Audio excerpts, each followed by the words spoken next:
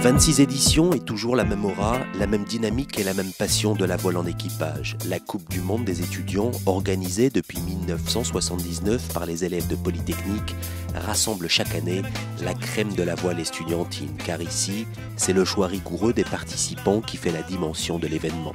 Un événement reconnu et certifié par la Fédération internationale de voile et qui se déroule cette année à Lorient. On a 15 polytechniciens qui ont travaillé toute l'année sur le projet, donc depuis un an. On a ici une vingtaine de bénévoles sur Lorient qui nous aident pour tout ce qui est la partie mer, la partie logistique. Et en termes du budget, on a à peu près 100 000 € de budget pour la course. C'est une des forces de Polytechnique, on peut organiser on a des grosses associations dans lesquelles on peut organiser de gros événements. Ça nous permet d'apprendre beaucoup et puis de faire plaisir à beaucoup de gens aussi, donc c'est très agréable. Et les grandes écoles et les facultés ont compris que quand ils mettaient les étudiants dans une organisation comme celle-ci, en fait, c'était les préparer à leur futur travail d'ingénieur ou de responsable de société.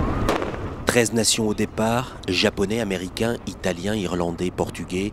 En fait, plus d'une centaine d'étudiants qui vont se défier au large de l'Armor Plage et pour la première fois à bord de Moom 30, le bateau officiel du Tour de France à la voile. Cette innovation s'inscrit dans un souci d'évolution de la course, de l'organisation et de la communication.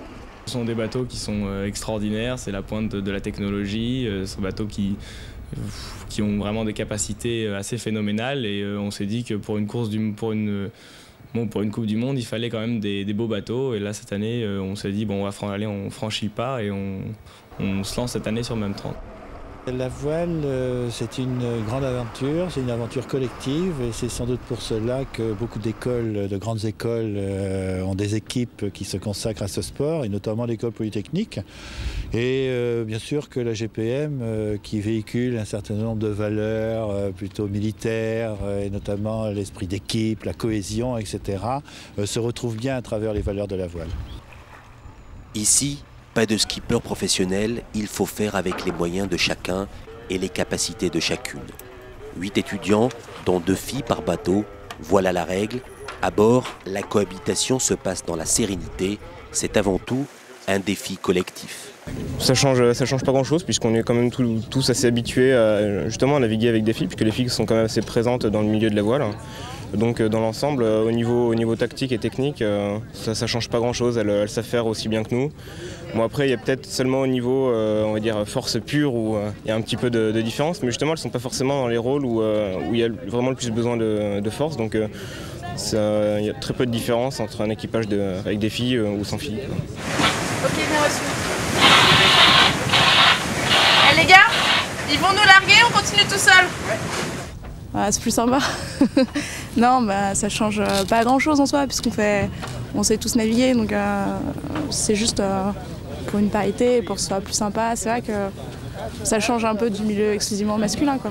Outre un parcours de bouée classique et un tracé côtier, les organisateurs ont ajouté une navigation de nuit, histoire de tester les organismes, mais surtout de corser les débats.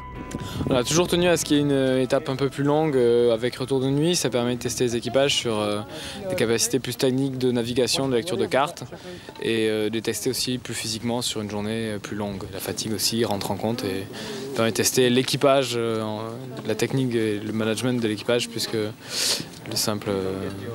une courte manche de 2 heures, quoi. Les équipages aussi tiennent à se mesurer sur un autre type d'épreuve, pas seulement des manches bananes.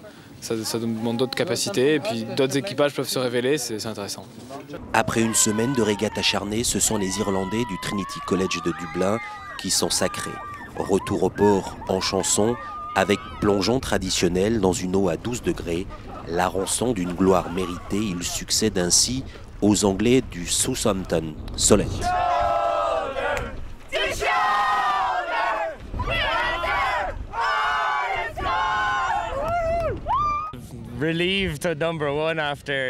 Incroyable, c'est vraiment incroyable. Hier, on a pris la tête après la 3e manche et ce matin, j'étais nerveux, vraiment stressé, du départ à l'arrivée, parce que l'Irlande n'a jamais été championne du monde de voile.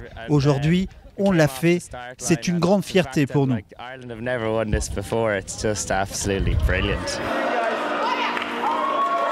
La Coupe du Monde de voile étudiante a l'appui de l'école polytechnique, certes, mais elle doit surtout son existence à une poignée d'élèves de cette école à la dimension internationale qui, chaque année, affûtée par l'ampleur du projet, relève le challenge. Car cette course offre également l'image d'un événement où le mélange des ingénieurs et des cadres représente le cosmopolitisme de demain.